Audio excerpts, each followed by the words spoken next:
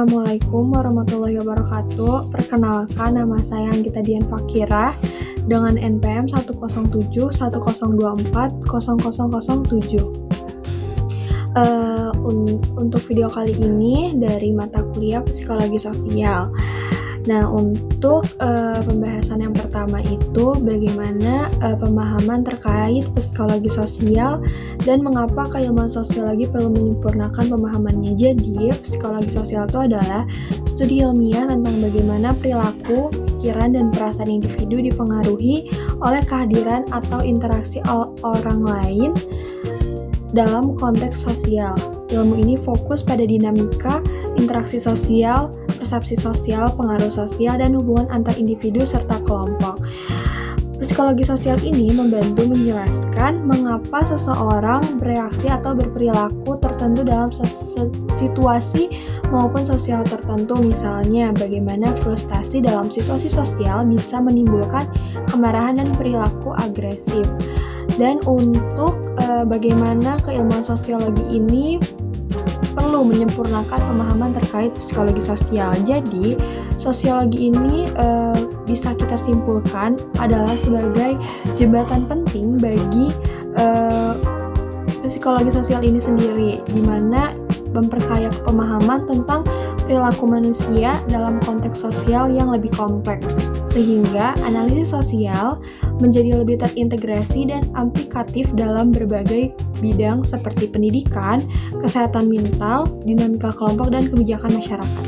Nah, lanjut ada fenomena stigmatisasi kesehatan mental di Indonesia. Hal ini tuh masih sering terjadi dan menjadi hambatan utama dalam penanganan serta pemulihannya.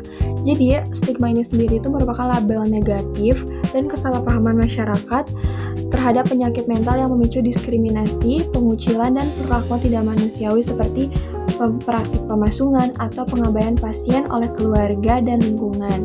Nah, contoh yang sering terjadi ini di Indonesia itu ada pengucilan sosial, yang dimana ODGJ itu sering dianggap sebagai beban atau aib keluarga, sehingga dikucilkan dari lingkungan sosial, bahkan disembunyikan dari tetangga dan masyarakat luas. Kalau ODGJ itu butuh penanganan yang khusus ya untuk bisa memulihkan kondisi tersebut.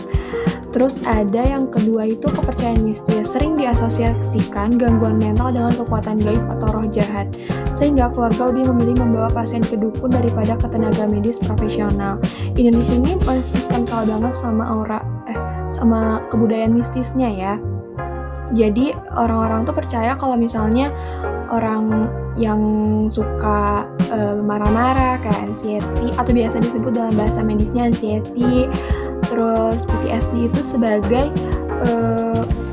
kekuatan gaib atau sebenarnya mereka itu mempunyai kesehatan mental.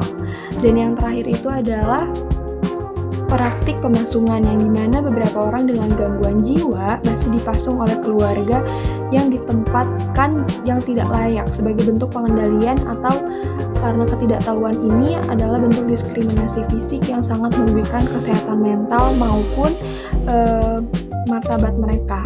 Oke, yang terakhir itu ada refleksi manfaat dari talk show Teh Afina kemarin sama teman-teman Sosiologi 24. Jadi yang aku highlight dan aku notice banget itu kalau misalnya ada teman yang mungkin menurut kita tuh dia tuh kayak stres, atau misalnya dia tuh ada sesuatu nih dalam diri dia yang mungkin kita tuh notice kalau misalnya itu tuh ada gangguan mental, atau misalnya dia tuh butuh pendampingan, itu jangan ditinggalkan, jangan dikucilkan. Kita harus rangkul, walaupun kita sendiri bukan seorang ahli yang paham bagaimana cara menanganinya, tapi at least kita itu ada untuk dia. Konten dia cerita atau misalnya ada sesuatu yang terjadi sama dia tuh kita selalu ada gitu. Terus jangan malu. Yang kedua, jangan malu kalau misalnya kita punya suatu hal yang mengganjal dalam diri kita. Kayak jangan malu untuk periksa ke psikiater dan cerita ke orang, karena cerita orang yang kita percaya, karena itu tuh benar-benar sangat berpengaruh untuk kita ke depannya, bagaimana kita menjalankan kehidupan sehari-hari dan bagaimana cara mengelola emosi kita. Terus yang terakhir itu adalah sering-sering ngelakuin hal yang buat kita senang. Jangan kayak kalau misalnya ada hal yang buat kita stres banget atau misalnya hal yang mengganggu kita tuh jangan gampang kayak nyerah atau gimana, tapi kita coba buat ngelakuin hal yang kita suka. Siapa tahu itu bisa mendistraksi hal tersebut. Oke, sekian dari saya. Mohon maaf kalau misalnya ada kesalahan kata. Billahi taufiq wal hidayah. Wassalamualaikum warahmatullahi wabarakatuh.